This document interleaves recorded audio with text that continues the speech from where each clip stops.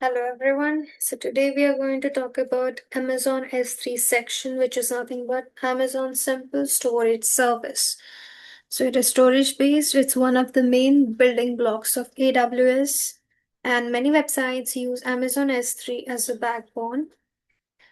So the use cases of Amazon S3 are it's used for backup, storage, disaster recovery, archives, media hosting, okay, data lakes and big data analytics, etc. So there's a concept of buckets.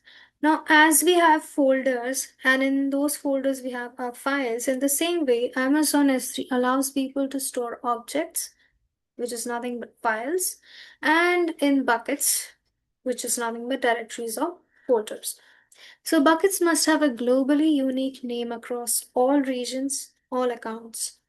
And buckets are defined at regional level. Okay. So the naming convention are as follows. It should not contain any uppercase or underscores. It should be 3 to 63 characters long. It should not contain an IP address. It must start with a lowercase letter or a number, and it must not have prefix or it must not end with a suffix. So Amazon has three objects. They have a key, and the key is nothing but a path, okay, a full path. So which is nothing but prefix plus object name. And there's no concept of buckets within buckets, such as directories within buckets.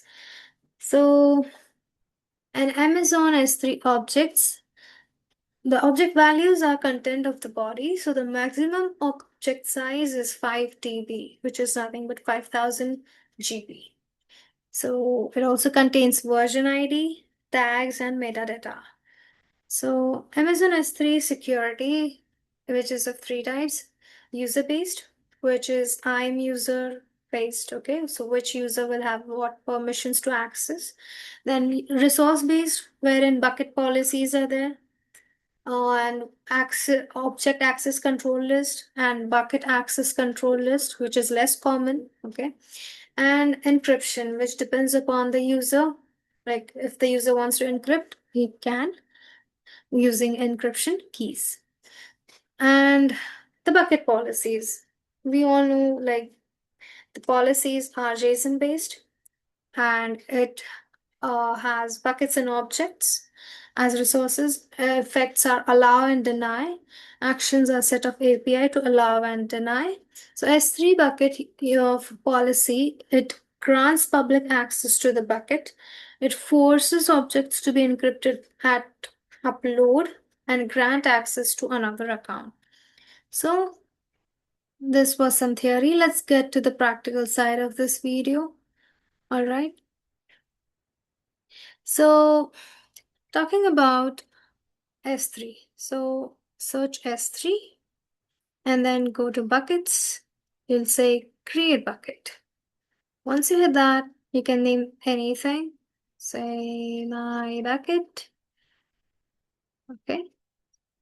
Let it be general purpose. Let the ACL be disabled and let everything be as it is. Let this be disabled and just simply say create bucket. Okay. So this is how your bucket is successfully created. Once you're done with that, click on this and then you're going to click on upload. Once you click on upload, you're going to say add files. You can choose any file.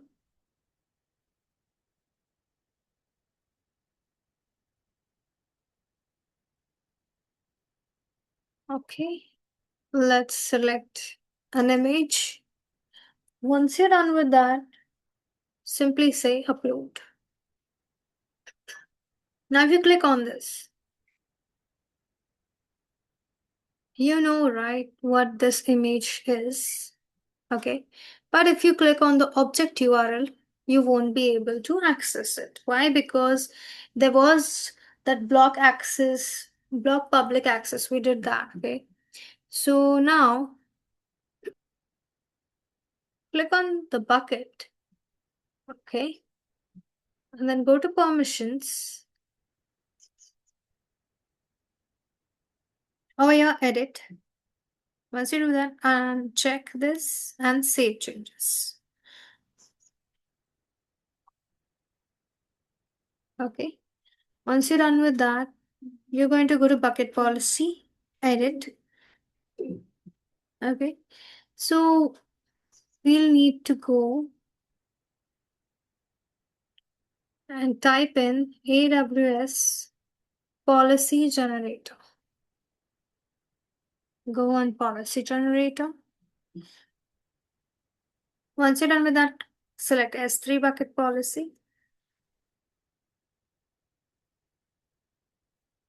Okay, you're going to allow it.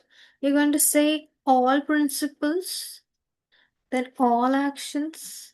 What we need is we will copy this bucket ARN. Okay. And over here, you're going to paste this slash and asterisk.